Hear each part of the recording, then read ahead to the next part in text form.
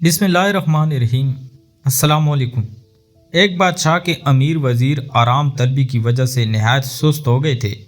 उन्हें सैर शिकार और मज़ेदार खाने खाने की आदत पड़ गई थी। सल्तनत का काम काज रोका हुआ था और कोई ऐसा ना था कि मुल्क के इंतज़ाम में पूरे तौर पर बादशाह का हाथ बटा सके। बादशाह उनकी आदतों से सख्त तंग आ गया था, मगर चूंकि बहुत अक्लमंद था इसलिए उसने सोचा कि इन्हें बर्खास्त कर देने या कोई सज़ा देने से मुल्क में बगावत फैल जाएगी।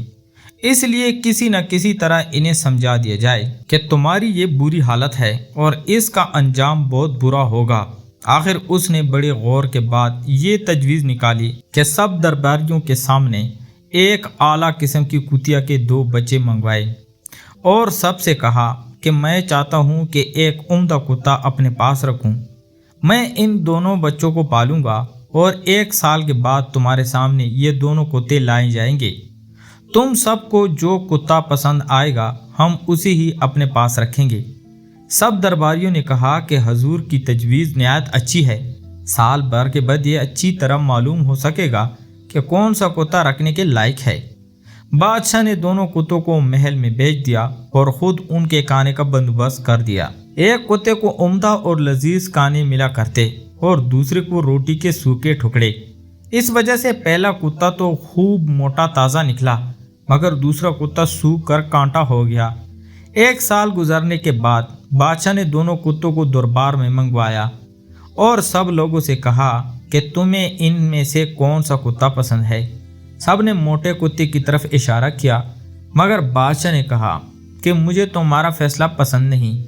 मैं पहले इन कुत्तों का इम्तिहान लेता हूँ, इसमें जो कामयाब हुआ उसी को रखूँगा। यह कहकर बादशाह ने एक तरफ एक खरगोश को बिठा दिया और एक एक काने की रकाबी रख दी। उसके बाद कुत्तों को छोड़ दिया। खरगोश कुत्तों को देखकर सर फट भागा।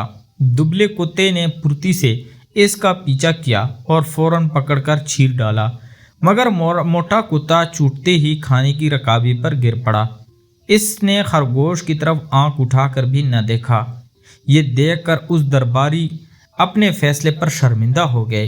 बादशाह ने उनसे कहा कि अगर मैं तुमसे अक्लमंद होता तो इसी मोटे कुत्ते को पसंद करता, मगर तुम भी मेरी नज़र में इसी मोटे कुत्ते की मानद हो जो अच्छे अच्छे खाने खाकर मोटा हो गया है, मगर हमारे किसी काम का नहीं रहा।